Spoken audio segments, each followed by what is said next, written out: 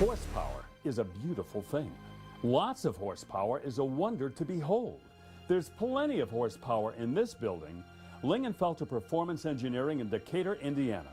Everywhere you look, late model Corvettes are receiving Lingenfelter upgrades to cylinder heads, induction systems, and camshafts, or having superchargers or turbochargers installed that can add several hundred horsepower over the stock ratings.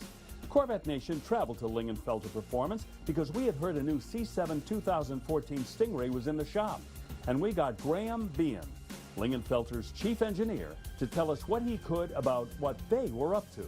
Obviously, we can't tell you everything we're doing with the new Corvette. A lot of it, people will know what we're doing, but we're in competition with a lot of other tuners in this marketplace, and we don't really want everyone to know what we have in store until we're ready to put it into production. The reason for having the car here is to do baseline tests initially. You know, we're going to do dyno tests. We're going to look at the sensitivity of the vehicle to temperature, knock sensitivity of the engine, especially with the new direct injected fuel injection. We're probably going to take it to the drag strip as soon as we can to get some baseline numbers on it. And then we'll develop various packages, and those packages will range from a heads and cam all the way through to how much horsepower do you like, you know. Currently the system looks like it'll cope with about 600 horsepower in terms of the fuel system. We obviously need to develop fuel systems that will take us well past 1,000, because the turbocharged cars, it's very easy to do 1,000 horsepower these days. The engine dynamometer that we have is a huge advantage to us because we're able to run the engines, do quick changes on them, and monitor every part of the system. You know, we have 32 channels of data acquisition on this engine dyno, so I can look at what the fuel pump's doing, what the water pump's doing, how the cooling jacket's performing, and how the combustion system works. We can translate that data over to our chassis dyno, and we have two chassis dynos. On the Mustang dyno, which is a loaded dyno, we can run up to 1,500 horsepower fully loaded and also have that same 32 channels of data acquisition. Now, we run the Dynajet dynamometer for ease of use and to give us some reasonable baseline numbers too. Well, I think we're very lucky in this marketplace because we work on Chevrolet GM products. Every time we get a new vehicle, it's a major enhancement over the last one. Unfortunately, the powertrain engineers develop their system so well that it leaves us a lot of headroom in the aftermarket to make significant performance with minor modifications to the powertrain. Well, our main mission with our performance upgrades here are that unless the customer is at significant load, the car drives like stock. I really like a car that's quiet, drives like stock, and then once you put the loud pedal down, you really know what you've got. And a 300 horsepower improvement on a 400 horsepower car is a huge improvement. Some of our customers like the old sound, so no doubt some of our customers will want us to put big cams in the car and have it known sitting at the traffic light what it is, whereas I'm not that way. I'd sooner have it quiet, walk softly and carry a big stick. It would be my way. I know I have the best job in the world. I've been lucky enough to work here at Lingenfelter since 1997. I'm very lucky to call John Lingenfelter, the founder of this company, my friend. We have a great group of people here at Lingenfelter's, and what we try and do is make everybody's car the best it can be. And the bonus for me is I get to drive every one. You know, back in the day, the cars, Corvettes, progressed like every other car. They got better and they got better every year. The C2 cars, which are great, the split window, 63 split window car, which by the way is the car that hooked me as a 10-year-old. I saw that car and that was it for me. I was going to be a Corvette lover for life and have been.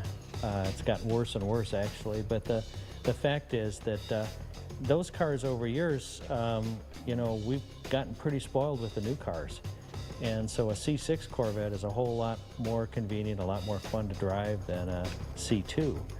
And I guess over the years, as I've gotten older too and gotten to appreciate the safety features and some of the other things in the newer cars, we looked at the opportunity to look at the cars that were being rebodied by other companies. We're involved with a company called Karl's Customs, Karl's Corvettes, and it's a rebodied C6 car that looks like the C2.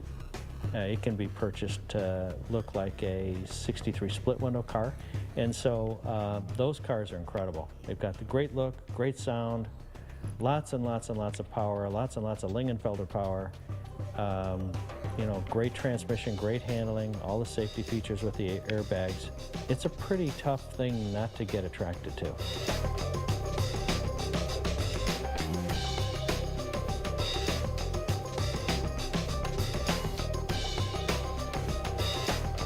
When we built the first car about 4.5 years ago, we made molds from the body so that we could duplicate it. And from there, we've expanded it to offer more styles and different options. And at the process, we get the car in the door, put it on jack stands, take the tires and wheels off of it, strip the interior out of it, take all of the body off of it, and begin the process of fitting it with a new body. We can put our body conversion on a stock C6. We don't have to do any chassis or engine conversions, but we are full-service dealers for Lingenfelter Performance Engineering, so that is always an option to upgrade and enhance the performance of the car.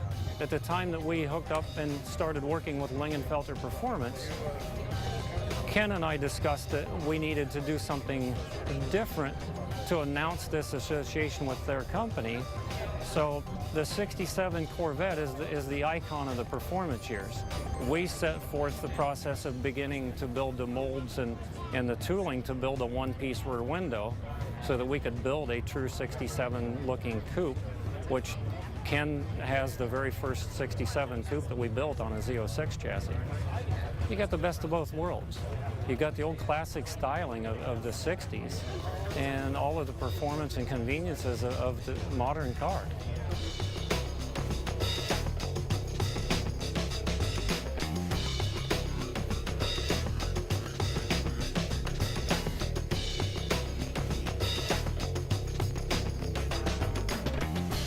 My love with Corvette started back in '63 or '64. My uncle owned 4 Sunoco stations after he got home from the war, and he bought a '62 fuel-injected Corvette, and I was about 10 or 11 years of age, and took me for my first ride in a Corvette, and I fell in love with it. The National Corvette Restorer Society was formed in Cincinnati, Ohio in 1974. Currently consists of about 16,000 families worldwide. There are 35 chapters all over the world. I am the chairman of the Michigan chapter. The Michigan chapter currently has 252 families that belong to the chapter and participate on our monthly events. The tagline for the National Corvette Restorer Society is restoration and preservation, and it's about great cars and great friends. Most of our members restore their own cars or do all their own work, and part of our group here in the Detroit area is to support members with their projects and help them restore their cars. One of our new members is Mike Bailey Jr. is the suspension manager for the new C7 2014 Corvette. So we have guys that are in our organization that are still working on the new cars, and they're engineers. Ken Lingenfelter has been one of our longtime members, and Ken has been a great supporter of our group. And you know, when somebody needs help, they get it. A good example was one of our members was working on his car, and he sent an email out and he needed help, and the next day 33 members showed up at his garage to assist him on the projects. Well, I started searching around in 1983, being a Vette fan, but I didn't know if I was a Vette person yet. But we looked at the 83s, and we're not very happy with them. And I went way out to meet on 22 Mile Road in Van Dyke somewhere. And I don't think that place even exists anymore. And there was a barn sale of about 10 or 15 Vettes. And I fell in love with this car. It was a nice car, a convertible. It had the hardtop, original hardtop that came with the car. And I finally made the right deal buying the car. And we had it for probably 5 or 6 years before I started getting a little fussy about what the car would look like. In 2009, I joined NCRS, which is National Corvette Restoration Society, and they want the vehicle to look no better or no worse than it came off the line. And most of us Corvette guys, you know, don't want orange peel on the paint job or overspray and stuff like that. So to get a car to look like this, mirrored, see yourself in the mirror of body finish, it was against me because I got points off going to the first meet about where this car was going to go in the judging.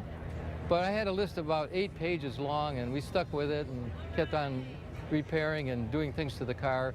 And in 2011, we got a regional, which is a local area award, and then the nationals from the National Corvette Society were here in Novi Mall, and we got what is called a Top Flight Award. We had points, you had to be just above 93 points out of 100, and we got 94.5 points, so that made me happy, and it said, I'm done.